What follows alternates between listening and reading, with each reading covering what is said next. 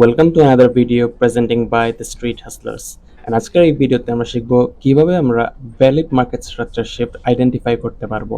This video is important কারণ this is one of the reasons of unprofitability. So ভিডিওটা শেষ পর্যন্ত দেখবেন, ভালো লাগলে লাইক, কমেন্ট অ্যান্ড শেয়ার করবেন। উইথ দ্যাট বিং সেড, ভিডিওটা শুরু করে দিই। অলরাইট, সো শুরু করার আগে আপনাদেরকে সবার প্রথম বেসিক্সটা শিখায় নিই, পরবর্তীতে বুঝবেন যে আমি কেন এগুলা শিখাইতেছি। ঠিক আছে, সো আমরা সবাই জানি যে valid low and valid high create হয় কিভাবে। তিনটা ক্যান্ডেল ফরমেশনে মাঝখানের ক্যান্ডেলের উইক হোক অথবা বডি হোক, যদি ডান পাশের আর বাম পাশের ক্যান্ডেলের চেয়ে নিচু হয়, লো এর ক্ষেত্রে আর কি, বাম পাশের আর ডান পাশের ক্যান্ডেলের চাইতে মাঝখানের ক্যান্ডেলটার বডি হোক অথবা উইক হোক, যদি লো হয়, বেশি লো হয়, যদি বেশি নিচু হয় ডান পাশের বাম পাশের তুলনায়, দেন একটা লো ফর্ম হয়। ভাইস ভার্সা হাইয়ের ক্ষেত্রেও তিনটা ক্যান্ডেলের ফরমেশনে ডান পাশের আর বাম পাশের ক্যান্ডেলের চাইতে মাঝখানের ক্যান্ডেলটার বডি হোক অথবা উইক হোক, বাম পাশের আর ডান পাশের ক্যান্ডেলের তুলনায় যদি উঁচা হয়, তখনই ফর্ম হয় আমাদের হাই। ঠিক আছে, ইনভ্যালিড হাইয়ের দিকে যদি দেখেন, এখানে যদি দেখেন মাঝখানের যে ক্যান্ডেলের উইকটা বাম পাশের ক্যান্ডেলের চাইতে উঁচা হইলেও ডান পাশের ক্যান্ডেলের চাইতে কিন্তু নিচু উইকটা, যার ফলে এখানে ভ্যালিড কোনো হাই ক্রিয়েট হয় নাই। সেম এখানেও মাঝখানের ক্যান্ডেলটার উইক বাম পাশেরটার চাইতে উঁচা হইলেও ডান পাশের চাইতে কিন্তু নিচু, যার মাধ্যমে এখানে না কোনো হাই না কোনো লো ফর্ম হইছে। ঠিক আছে, এই সিম্পল অথবা বেসিক কনসেপ্টটা বুঝার পর নাও যদি আমরা মুভ অন করি এই আর্টের দিকে, তাহলে বুঝতে পারবেন মার্কেট যখন এই প্রাইস লেগটা ক্রিয়েট করে, এই হাইটা আমরা কিন্তু এভাবেই দেখি। মার্কেট এই হাই এর সময় ক্যান্ডেলসগুলো কিন্তু এভাবেই ফর্ম হয়, হাই লোটা এভাবেই ফর্ম হয়, মাঝখানেরটা নিচু, হাইয়ের ক্ষেত্রে মাঝখানেরটা উঁচু, এরকম টাইপেরই কিন্তু ফর্ম হয়। নাও এরকম টাইপের প্রাইস অ্যাকশনের সময় আমরা কিভাবে বুঝবো অথবা আমরা কিভাবে আমাদের মার্কেট স্ট্রাকচার শিফটটা দেখতে চাবো। নাও বেসিক মার্কেট স্ট্রাকচারের কোড অথবা সংজ্ঞাটা যদি বলি, বেসিক মার্কেট স্ট্রাকচার শিফটের, আমরা কিন্তু দেখতে চাবো ভলিউম সহকারে এই হাইটাকে মার্কেট টেক আউট করবে। ঠিক আছে, ভলিউম সহকারে। ভলিউম বলতে আমি এখানে কি বুঝাইতে চাইতেছি, অর্ডার ব্লক হোক অথবা ফেয়ার ভ্যালু গ্যাপ হোক, এগুলোর মাধ্যমে যেন আমাদের এই হাইটা টেক আউট করে মার্কেট, যেন ব্রেক থ্রু করে। আর যদি করে দেখাই, আমরা কিন্তু এইভাবে দেখতে চাবো যে মার্কেট এইভাবে ব্রেক করছে। ঠিক আছে, এইভাবে ব্রেক করতে দেখতে চাবো, যেখানে মার্কেট এখানে একটা huge fair value gap create করছে অথবা একটা ফেয়ার ভ্যালু গ্যাপ ক্রিয়েট করছে। হিউজ ব্যাপার না, হিউজ হোক, মিডিয়াম টাইপের হোক, ছোট হোক, ফেয়ার ভ্যালু গ্যাপ যেন ক্রিয়েট করে থাকে, আর এগুলো আমাদের অর্ডার ব্লক। ঠিক আছে, এরকম টাইপের প্রাইস অ্যাকশন আমরা দেখতে চাবো। নাও মাঝে মাঝে মার্কেট করে কি, ঠিক আছে, মাঝে মাঝে মার্কেট করে কি, এরকম টাইপের পুশ দেওয়ার পরেও ক্লোজ দেয় কিন্তু এই উইকের নিচেই, যার মাধ্যমে এখানে আমাদের ভ্যালিড মার্কেট স্ট্রাকচার শিফটটা ঘটে না। এভাবে এরকম টাইপের প্রাইস অ্যাকশনটা ক্রিয়েট করার ফলে মার্কেট উপরের দিকে একটা বড় উইক ক্রিয়েট করে। ঠিক আছে, এখন আমি জানি না সবাই এরকমটা মার্কেট ড্র করে কিনা অথবা স্ট্রাকচার গুলার ড্র আউট করে কিনা।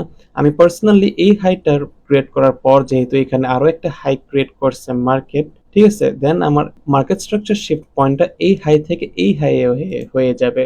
নাও মার্কেট যদি এরকম টাইপের উইক দেওয়ার পরেও মার্কেট স্ট্রাকচার শিফট আমার এই হাইটাকে হওয়ার পরেও যদি এই মাঝখানে একটা ফেয়ার ভ্যালু গ্যাপও ক্রিয়েট হয়, এখানে একটা ফেয়ার ভ্যালু গ্যাপও যদি ক্রিয়েট হয়, তারপরে আমি এখানে ভ্যালিড মার্কেট স্ট্রাকচার শিফট হিসাবে গণ্য করব না। কারণ কি, কারণ আমার মার্কেট স্ট্রাকচার শিফট পয়েন্টটা এই হাই থেকে শিফট হয়ে এই হাই হয়ে গেছে। ঠিক আছে, উইচ মিনস মার্কেট যদি এখানে ফেয়ার ভ্যালু গ্যাপও ক্রিয়েট করে, যেহেতু এই হাইটাকে টেক আউট করে নেই, আমি মার্কেট স্ট্রাকচার শিফট হিসাবে গণ্য করব না অথবা গণ্য করতেছি না। ঠিক আছে, একমাত্র যখন এর পর যদি এরকম টাইপের প্রাইস অ্যাকশন দেয়, এটাকেও মার্কেট ব্রেক থ্রু করছে, এখানে ফেয়ার ভ্যালু গ্যাপ অলরেডি, এখানে আরেকটা ফেয়ার ভ্যালু গ্যাপ, দেন আমি ধরে নিব যে আমাদের ভ্যালিড মার্কেট স্ট্রাকচার শিফট ঘটছে। ঠিক আছে, সো এটা ছিল আমাদের এক্সাম্পল। যদি কোনো কিছু বুঝে না থাকেন, ভিডিওটা আবার রিওয়াইন্ড করবেন শুরু থেকে, আবার এই পর্যন্ত দেখবেন যে আমি আসলে কি বলতে চাইতেছি। যদি কোনো রকম ভাবে কনফিউশন থাকেন, তাহলে আমাকে কমেন্ট বক্সে আস্ক করতে পারেন অথবা ডিসকর্ড কমিউনিটিতে জয়েন হয়ে আস্ক করতে পারেন। ওইখানে আমি না থাকলেও কমিউনিটির বাদ বাকি মেম্বার্সরা আপনাদেরকে অথবা আপনাকে হেল্প করবে। সো এটা ছিল আমাদের আর্ট এক্সাম্পল। এখন যদি আমরা মুভ অন করি আমাদের লাইভ চার্টের দিকে, অলরাইট। সো আমাদের চার্ট এক্সাম্পলের জন্য আমরা বর্তমানে এই পার্টিকুলার প্রাইস অ্যাকশনকে ব্রেক ডাউন করব। যদি হায়ার টাইম ফ্রেমের দিকে তাকান, 2 আওয়ার টাইম ফ্রেম, একটু অড টাইম ফ্রেম, খুব কম মানুষ এই টাইম ফ্রেম ইউজ করে। জাস্ট আমি এই টাইম ফ্রেমটাকে সিলেক্ট করছি এটা বোঝানোর জন্য যে এই টাইম ফ্রেমগুলো আসলে ফ্র্যাক্টাল, সকল রকমের টাইম ফ্রেমেই আসলে অ্যাপ্লিকেবল। ঠিক আছে, হায়ার টাইম ফ্রেমে যদি দেখেন এখানে হচ্ছে যে আমাদের ফেয়ার ভ্যালু গ্যাপ। নাও মার্কেট যখন একটা পুশ দেয়, এখানে যেহেতু মার্কেট স্ট্রাকচার শিফট দিছে তো এটা আপসাইড, এই হাইকে ব্রেক করে মার্কেট স্ট্রাকচার শিফট দিছে তো এটা আপসাইড। স্বাভাবিকভাবেই আমরা এই ফেয়ার ভ্যালু গ্যাপে আমরা অ্যান্টিসিপেট করে থাকবো যে মার্কেট এই ফেয়ার ভ্যালু গ্যাপটাকে মিটিগেট করে দেন মার্কেট স্ট্রাকচার শিফট দিয়ে আমাদের বুলিশ প্রাইস অ্যাকশন মুভটা দিয়ে দিবে মার্কেট। ঠিক আছে, তবে এখানে যদি দেখেন এই ফেয়ার ভ্যালু গ্যাপের সময় মার্কেট কি করছে, ব্রেক করছে, পুরো ফুল ফেয়ার ভ্যালু গ্যাপটাকে মার্কেট মিটিগেট করছে অথবা একটু ডিসরেসপেক্ট করছে এখানে। নাও যখন দেখবেন যে এই fair value gap market disrespect করতেছে, এই পুরো ফেয়ার ভ্যালু গ্যাপটাকেই মার্কেট কভার আপ করতেছে, আরো একটু নিচের দিকে মার্কেট প্রাইস অ্যাকশনটাকে দিতেছে, তখন কি আমরা এটা অ্যান্টিসিপেট করব যে মার্কেট এই বেয়ারিশ ট্রেন্ডটাকে মার্কেট কন্টিনিউ রাখবে? না, তখন কিন্তু আমরা এটা অ্যান্টিসিপেট করব না, অথবা আমরা আমাদের মাথায় এটা আনা যাবে না। ঠিক আছে, কারণ এখানে যদি দেখেন এই হাইটাকে মার্কেট ব্রেকআউট করার মাধ্যমেই, এই ফেয়ার ভ্যালু গ্যাপের মাধ্যমেই মার্কেট স্ট্রাকচার শিফট দিছে, তো এটা আপসাইড, উইচ মিনস আমাদের বায়াসটা অথবা আমাদের ন্যারেটিভটা এখন বুলিশের দিকে। নাও আমরা মার্কেট স্ট্রাকচার শিফটটাকে এই ফেয়ার ভ্যালু গ্যাপের ভিতরে অ্যান্টিসিপেট করে থাকবো যে পর্যন্ত মার্কেট এই লোটাকে ব্রেক না করে। ঠিক আছে, যদি মার্কেট এই লোটাকে ব্রেক করে দেন আমরা ধরে নিব যে না, মার্কেট এখন আমাদের এই বুলিশ যে প্রাইস অ্যাকশনটা ক্রিয়েট করছিল ওই প্রাইস অ্যাকশনটাকে রেসপেক্ট করতেছে না, রেসপেক্ট না করে এখন মার্কেট বেয়ারিশ রানটা দিতে চাইতেছে। ঠিক আছে, সো এই ওয়ার্ডগুলো একটা গোল্ডেন নাগেট হিসেবে নোট ডাউন করতে পারেন, কারণ এই জিনিসগুলো আপনাদেরকে সহজেই কেউ বুঝাইতে পারবে না। সো আরেকবার যদি বলি, আমরা মার্কেট যখন এই ফেয়ার ভ্যালু গ্যাপটাকে মিটিগেট করবে, যতই ব্রেক করুক না কেন, যতই ডিসরেসপেক্ট করুক না কেন, আমরা ফাইন্ড আউট করব যে মার্কেট আমাদের বাম পাশের দিকে আরো কোনো পয়েন্ট অফ ইন্টারেস্ট আছে কিনা যে ওই পয়েন্ট অফ ইন্টারেস্টে মিটিগেট করতে চাইতেছে। আর যদি দেখেন যে হ্যাঁ কোনো রকমের আপনাদের কাছে থাকে, পয়েন্ট অফ ইন্টারেস্ট থাকে, নিচে যদি অর্ডার ব্লক থাকে, ফেয়ার ভ্যালু গ্যাপ থাকে, এরকম টাইপের যদি কোনো পয়েন্ট অফ ইন্টারেস্ট থাকে নিচে, আপনারা জাস্ট অ্যান্টিসিপেট করবেন যে যেহেতু এই ফেয়ার ভ্যালু গ্যাপ থেকে মার্কেট স্ট্রাকচার শিফটটা দেয় নাই, সম্ভবত বাম পাশের দিকে আরো কিছু পয়েন্ট অফ ইন্টারেস্ট আছে নিচের দিকে যেটা আমি মিস করতেছি। এখানে যদি দেখেন এই ক্ষেত্রে ছিল অর্ডার ব্লক। ঠিক আছে, যেহেতু এই ফেয়ার ভ্যালু গ্যাপটা মার্কেট ডিসরেসপেক্ট করছে, আমরা আবার হায়ার টাইম ফ্রেমে যে দেখব যে আরো কোনো পয়েন্ট অফ ইন্টারেস্ট আছে কিনা নিচের দিকে। এই ক্ষেত্রে দেখতে পারতেছেন এখানে একটা অর্ডার ব্লক আছে, তাহলে আমরা এটা অ্যান্টিসিপেট করব যে মার্কেট যেহেতু এই ফেয়ার ভ্যালু গ্যাপটাকে ডিসরেসপেক্ট করছে, মার্কেট স্ট্রাকচার শিফট দেয় নাই, হয়তোবা এই অর্ডার ব্লককে মিটিগেট করেই মার্কেট স্ট্রাকচার শিফট দিবে। আবারও বলি, আমরা কিন্তু মার্কেট স্ট্রাকচার শিফটটাই অ্যান্টিসিপেট করে থাকবো যে পর্যন্ত এই লোটাকে মার্কেট ব্রেক না করে। সো নাও এই জিনিসগুলোকে বোঝানোর পর এখন যদি আমরা লোয়ার টাইম ফ্রেমের দিকে জাম্প ডাউন করি, লোয়ার টাইম ফ্রেম এখানে 30 মিনিট টাইম ফ্রেমকে ধরছি। আবারও বলতেছি যেন আপনাদের কাছে ব্যাপারটা ইজি লাগে, আমি না 15 মিনিট না 5 মিনিট ধরতেছি, জাস্ট 30 মিনিট, যেন আপনারা বুঝেন যে এই টাইম ফ্রেমগুলো অথবা এই টিচিংসগুলো সব টাইম ফ্রেমেই অ্যাপ্লিকেবল। ঠিক আছে, এখানে আমি একটা ফেয়ার ভ্যালু গ্যাপ ছিল মার্কেট আমি ডিলিট করে ফেলছি, ভুলে ধরে নেন এটাই হচ্ছে যে আমাদের ওই হায়ার টাইম ফ্রেমের যে ফেয়ার ভ্যালু গ্যাপটা 2 আওয়ার টাইম ফ্রেমে।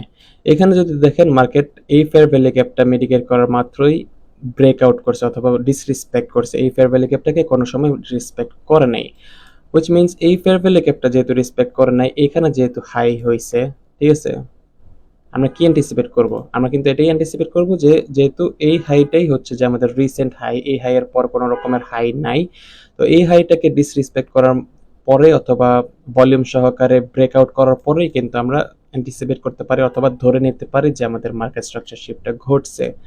ঠিক আছে, নাও আমরা দেখব যে মার্কেট এই হাইটাকে ভলিউম সহকারে টেক আউট করে কিনা। যদি দেখেন মার্কেট এই ফেয়ার ভ্যালু ক্যাপটাকে ডিসরেসপেক্ট করছে, আমরা জানি যে নিচে একটা অর্ডার ব্লক আছে, এই অর্ডার ব্লকটাকে মার্কেট মিটিগেট করতেছে। নাও এখানে যদি দেখেন রিসেন্ট আরো একটা হাই ক্রিয়েট করছে, এখানে একটা হাই ক্রিয়েট করছে, এই হাইটা ক্রিয়েট করার পর, হুইচ মিনস আমাদের next market structure shift point হয়ে যায় এটা। মার্কেট যদি এই হাইটাকে টেক আউট করে with volume, with fair value gap order block, then আমরা ধরে নেব যে মার্কেট স্ট্রাকচার শিফট ঘটছে। এখানে ক্লিয়ারলি যদি দেখেন এই হাইয়ের পর মার্কেট এই উইকটা দিছে, তবে ক্লোজটা দিছে এই উইকের নিচেই, হুইচ মিনস আমাদের ভ্যালিড মার্কেট স্ট্রাকচার শিফট ঘটে নাই। তারপরের ক্যান্ডেলটা যদি দেখেন আবারও ব্রেকআউট হওয়ার ট্রাই করছিল, কিন্তু ক্লোজিংটা দিছে এই উইকগুলোর নিচেই, হুইচ মিনস আমাদের ভ্যালিড মার্কেট স্ট্রাকচার শিফট ঘটে নাই। দেন তারপরের ক্যান্ডেলটা এই উইকের আরো নিচু ফর্ম হওয়ার ফলে এখানে একটা হাই ক্রিয়েট হয়েছে। ঠিক আছে, হাই ক্রিয়েট হওয়ার পর ক্লিয়ারলি দেখতে পারবেন যে এই লোটাকে মার্কেট সুইপ করছে, লাস্টবারের মতো এই লিকুইডিটিটাকে সুইপ করছে, দেন ডিসাইড করছে এই হাইটাকে ভলিউম সহকারে টেক আউট করার জন্য। ভলিউম সহকারে fair value gap, order block, BPR, এই তিনটা পয়েন্ট অফ ইন্টারেস্ট সহকারে মার্কেট এখানে মার্কেট স্ট্রাকচার শিফট ঘটছে এই হাইটাকে টেক আউট করার মাধ্যমে। নাও এখানে যদি দেখেন ভালোভাবে, যেখানে আমাদের মার্কেট স্ট্রাকচার শিফট পয়েন্ট হওয়ার কথা ছিল এটা, মার্কেট এই ফেয়ার ভ্যালু গ্যাপটাকে মিটিগেট করার পর মার্কেট স্ট্রাকচার শিফট পয়েন্ট যেখানে হওয়ার কথা ছিল এটা ইনভ্যালিডেট হয়ে তারপর আমাদের মার্কেট স্ট্রাকচার শিফট পয়েন্ট হয়ে যায় এটা। ঠিক আছে, এভাবেই আসলে আপনাদের মার্কেট স্ট্রাকচার শিফটের পয়েন্টগুলা মার্কেটগুলোকে রিড করার মাধ্যমে আস্তে আস্তে আস্তে আস্তে ড্র্যাগ করে নেবেন, যে পর্যন্ত রিসেন্ট হাই মার্কেট ক্রিয়েট না করে থাকে। এই পর্যন্ত আমাদের রিসেন্ট হাই ছিল এটা, কিন্তু মার্কেট এটাকে টেক আউট করতে ব্যর্থ হয়েছে। তারপরে আমাদের রিসেন্ট হাই হয়ে যায় এই হাইটা, দেন আমাদের মার্কেট স্ট্রাকচার শিফট পয়েন্ট হয় এটা। কিন্তু এই হাইটাকেও মার্কেট ভলিউম সহকারে মার্কেট স্ট্রাকচার শিফট ক্রিয়েট করতে ব্যর্থ হয়েছে। মার্কেট স্ট্রাকচার শিফট ক্রিয়েট না করে আরও একটা হাই এখানে ক্রিয়েট করে মার্কেট এই লোটাকে টেক আউট করতে ডিসাইড করছে এই লো এর নিচে রিসাইড করা যে সকল লিকুইডিটি, হুইচ মিনস আমাদের recent market structure shift point হবে এই হাইটা। এই হাইটাকে মার্কেট যদি মার্কেট ভলিউম সহকারে টেক আউট করে, দেন আমরা ধরে নিব যে মার্কেট স্ট্রাকচার শিফট ঘটছে। নাও এখানে আপনাদের সাবধান হওয়া উচিত, কারণ এখানে আসলে বেসিক্যালি অনেকেই লুজিং ট্রেড নেয়। মার্কেট এখানে যদি দেখেন পিয়ার্স হইছে, এই হাইটাকে ক্রিয়েট করছে, এই অর্ডার ব্লক থেকে মার্কেট মিটিগেট করে। ঠিক আছে, অনেকেই ধরে নেয় যে এই হাইটাকে যে ক্রিয়েট করছে এই হাই এর পরেই মার্কেট স্ট্রাকচার শিফট করছে, কিন্তু এরকম এখানে কোনো রকমের হাই নেই। ঠিক আছে, এটা বাস্তব। যারা পারেন তারা তো পারেননি, কিন্তু যারা না পারেন তারাও আমাকে মেসেজ দেয় পেজে যে এখানে মার্কেট স্ট্রাকচার শিফট ঘটে কি নাই, যেখানে এখানে ক্লিয়ারলি কোনো রকমের মার্কেট স্ট্রাকচার শিফট নাই। দেন এখানে যদি দেখেন এই হাইটাকে ক্রিয়েট করছে মার্কেট, এই হাইটাকে ক্রিয়েট করার পরে এখানে একটা ভলিউম দিতেছে, কিন্তু ক্লোজিংটা যে দিতেছে এই উইকের নিচে, এটা তারা এই প্রাইস অ্যাকশনগুলোকে ভ্যালিড মার্কেট স্ট্রাকচার শিফট হিসাবে ধরে এখানে কোনো একটা পয়েন্ট অফ ইন্টারেস্টে মার্কেট ট্রেড করে ফেলে। ঠিক আছে, অলওয়েজ মাথায় রাখবেন এরকম টাইপের ক্লিন প্রাইস অ্যাকশন যখন মার্কেট দিবে তখনই আপনারা ধরে নেবেন যে মার্কেট স্ট্রাকচার শিফট ঘটছে। এছাড়া যদি ক্লিন না লাগে তাহলে মার্কেটে ইনভলভ না হওয়াটাই বেটার। ঠিক আছে, সো যদি কোনো রকমের কনফিউশন থাকে এই পুরো ভিডিওতে, আপনারা ভিডিওটা আবার ভালো করে দেখবেন। তারপরও যদি কোনো রকমের কনফিউশন থাকে তাহলে কমেন্ট বক্সে জানাতে পারেন, অথবা ডিসকর্ডের অ্যাড হয়ে আপনাদের কমিউনিটিতে মেসেজ দিতে পারেন। আমি না থাকলেও বাদবাকি মেম্বার্সরা আপনাদেরকে হেল্প করার ট্রাই করবে। ঠিক আছে, সো এই ছিল আজকের ভিডিও। হোপ করি এই ভিডিওটা আপনাদের কাছে ইনসাইটফুল মনে হইতেছে। দেখা হবে নেক্সট ভিডিওতে, ততক্ষণ পর্যন্ত আল্লাহ হাফেজ।